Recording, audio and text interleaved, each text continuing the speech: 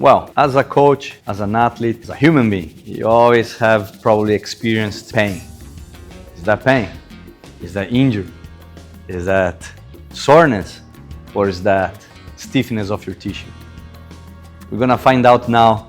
We're gonna debate about it, and let's see if we have a clear opinion about every single one of these events. I'm Cassiano Costa. I'm here at the CPX Podcast, Costa Performance in Boca Raton. Welcome to the podcast. Well, variables of the same subject. So let's start with the easiest one, right? So pain. Pain is quite simple, right? Like pain is something that is really limiting. Pain is something that will decrease your range of motion. Pain is something that probably gonna make you modify your activity or movement. Now, the one thing that is also important to understand is not necessarily every pain is injury. Pain is a manifestation of the body showing that something is not in arrangement, something is not in the correct either position, level of stimulation, level of recovery, but not necessarily indicates that you have a present injury on that tissue. So pain will happen in a stimulus that starts on the body based on any traumatic event or repetitive event, whatever it is, and that goes in communication through the mind. The mind has its receptors, and the brain will calculate the level of pain, send the signals down, and whatever area that we are in conflict there will refer pain. Obviously, with pain comes inflammation.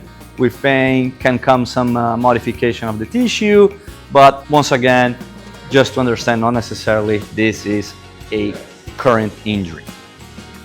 The second level, which now we start making, life harder to, is that soreness? Is that pain? So it's nice because I think it's very clear in English, that differentiation. Some other languages doesn't have properly, the differentiation between pain and sore, or soreness. Here in English I like it because on soreness you also have some level of pain stimulation, right? And normally the intensity is smaller, or is more punctual, or you associate easier with something that you have done hours, days, or maybe a week ago, if you will. So I'll give an example. I recently started snowboarding, and I came from source of board sport, skateboarding, surfing, etc. But snowboard was more recent that I started having some level of contact. And the next day and the following day and the following day, I had so much soreness in certain areas of the body that I haven't had in the past. Now, easy for me to associate. Well, I did a new activity. I had new movements. Of course, that will happen in some level of degree, a different stimulation of the body. Now, this in science we call DOMS, delayed onset muscle soreness. So it's beautiful how the body works. So we have a homeostasis, which is our neutral level for things to happen, for the reactions to happen on the body.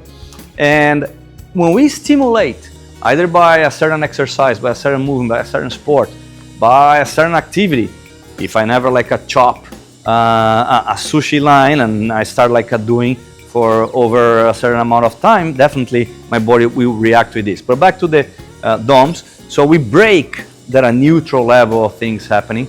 We stress the body now gonna redevelop itself, reconstruct itself, rebuild itself, and that has some level of inflammation. That inflammation happens because the muscles are micro-ruptured. The muscles are micro-ruptured, and in order to create an adaptation to that, the body will pass a process of anywhere from 6 to 72 hours, maybe more, maybe less, of pain, or as it's called in English, soreness.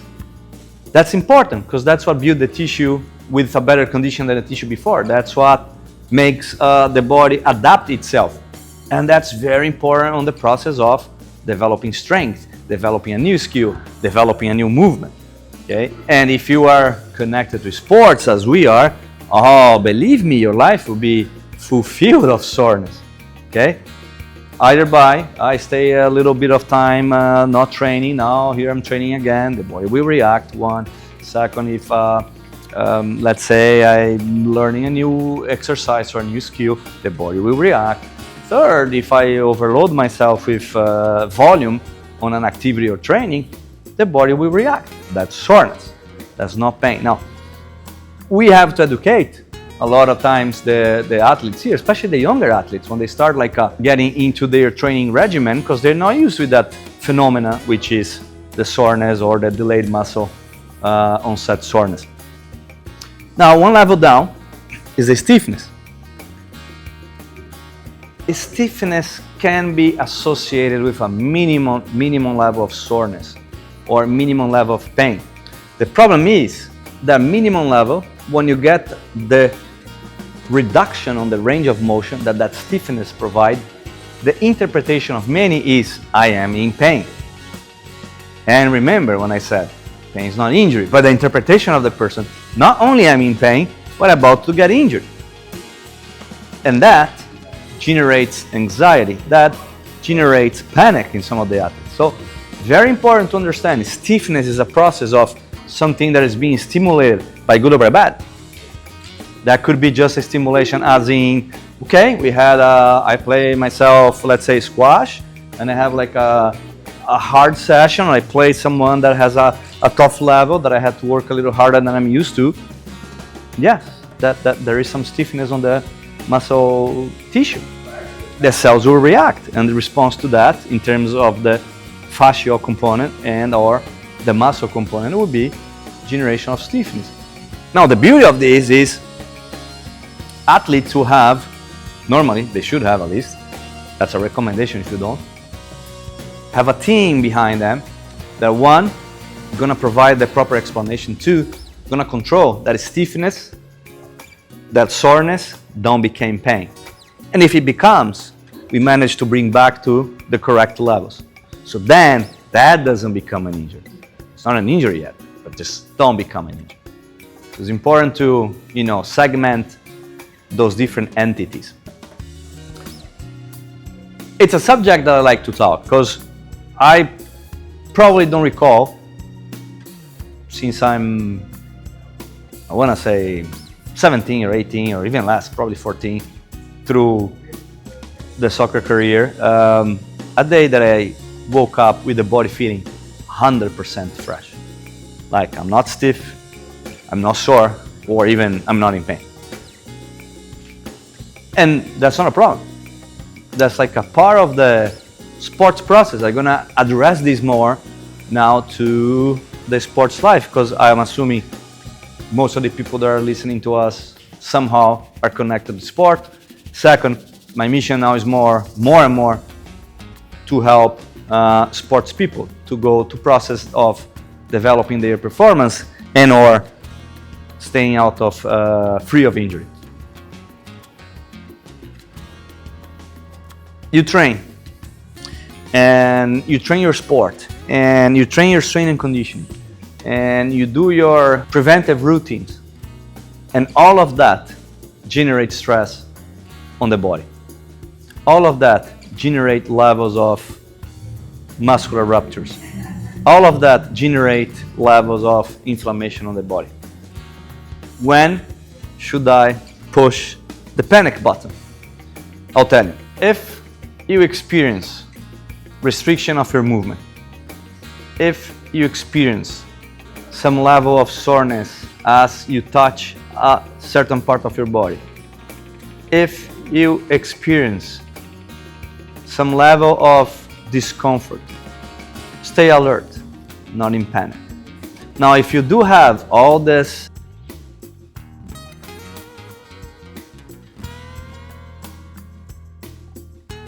So a condition that I also struggle myself growing up, and I had to do surgeries for that, it's the hip femoroacetabular impingement, or FAI. There are types, cam, pincer, I don't think it's for the discussion now, but that's a mechanical situation that happens on the hip. The hip is a ball and a socket. You have a labrum that protect one from the other or facilitate the connection of one and the other. Normally, the impingements can be associated also with labral tear. And this is a mechanical situation. This is a situation that can be accentuated by volume or lack of stabilization of the joint or bad technique on certain movements. So this, when you have your hip flexor and your TFL and potentially your IT band stiff constantly, even when your level of activity is not as big, that could be an indication to keep an eye on that. Then when you see that the soreness comes and stay longer than it should for certain activities, normally involving hip flexion, hip adduction, and hip internal rotation, that should be a nice red flag to stay more and more aware. When you feel plenty of pain that sometimes irradiates down, then limit the movements that I just described. There are limits, especially aggressive flexion of the hip. So that could be a sign that things are a little out of control. Now, for that, physical therapists, strength and conditioning coaches, chiropractors and osteopaths and massage professionals, they do have situations that can be extremely beneficial in order to protect the joint. The fact that you have mechanically a disadvantage, if we can call like that, that doesn't mean, death is sentenced for your joint. That just means be more aware, take better care. But again, we're talking about an injury. One more time, not all pain is a sign of injury. Other important fact here that I see a lot in sports, at the minimum sign of the presence of discomfort being soreness or pain, anti-inflammatories are immediately recommended and are taken. Gotta be very careful with that, right? I think any type of drugs, if you will call, not necessarily have the best effect on the body. And in order to make the decision, for every time you have some type of discomfort and soreness, take a pill. You gotta be a little bit more cautious with that event. I would say, assess which part of the process you are. Assess if it's something that came with the training, even because not necessarily the anti-inflammatory will be the proper system of defense against pain. Now that may explain to you, because obviously pain normally comes associated with inflammation, but more and more neuroscientists, psychotherapists, and other people that are physical therapists and people that are gonna study the pain phenomena, they will understand that pain has so many causes and, more importantly, consequences and interpretations that are not necessarily the physiological aid will be enough to control the pain. So let me run you through some examples here and through some parts of the new science which has been developed brilliantly regarding pain. Number one, when someone has been injured, either aggressively or more than once in a certain area, that area itself developed some characteristics that will create pain or will make pain being interpreted differently for that body.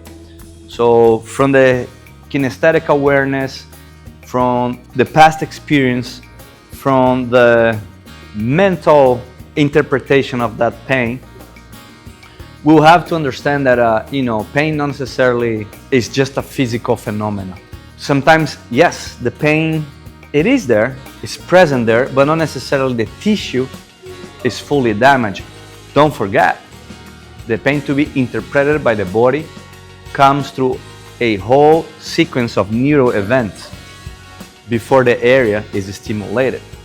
Now, new science has been able to investigate and observe that a lot of times there is no present damage in the tissue cell, but pain is elaborated by the body. I'm not here saying that one's feeling of pain is just a mental situation, but just explaining that the way it can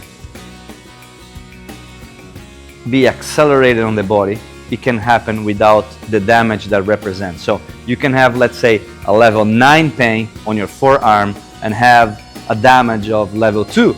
So you're not really in a present injury, but you are in some type of condition that can deliver that pain a little bigger than it really is.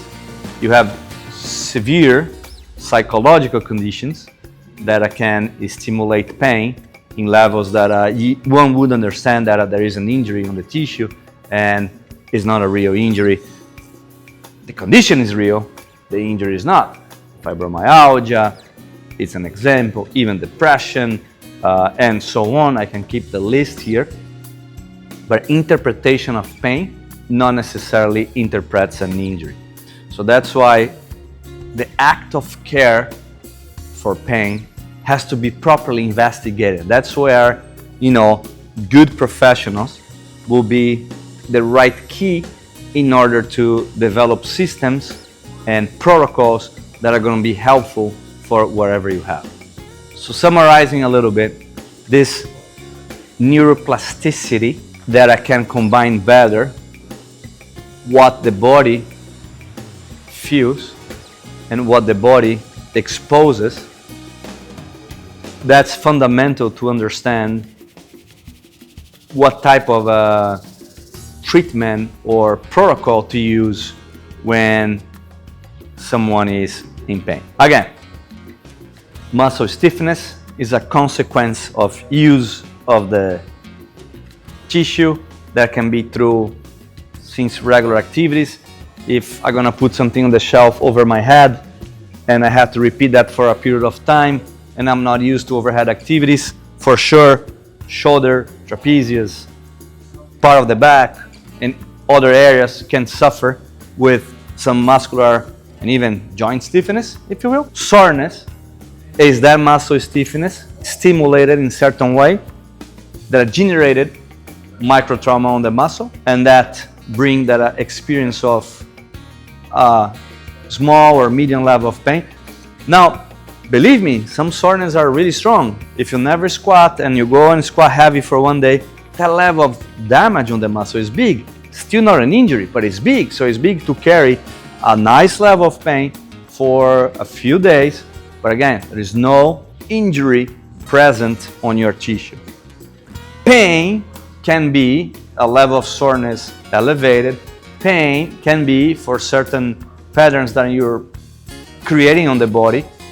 They're not being well controlled by the body. Pain can be something that comes with levels of inflammation on the body that has nothing to do with movement. Flu is an example of that. And pain can even be stimulated by experiences, sentimental traumas. So it's very important to see that difference. So one, there is no panic on situations that, let's say you were pre-competition, you were pre an important training, or pre-trial of your team or sport, and you experience some level of pain. So as a final message here, always, try to find a group of people that can help you properly. Find like a good physical therapist if you have the chance to, whatever strength and conditioning coach that you work with. Make sure that he or she has the knowledge to help you throughout your journey, or at least if they don't understand much, that those principles, that they have someone on their team or at their access that they can count on, to help them. Find doctors that I believe you're not only one joint or one piece or one number, but that you are a very active and volatile human being that will react to your environment, other things that you do. And also find yourself what triggers pain, what triggers soreness, what triggers stiffness. And I hope this was helpful for you. Be healthy, be free of injury. Let us know if we can help you.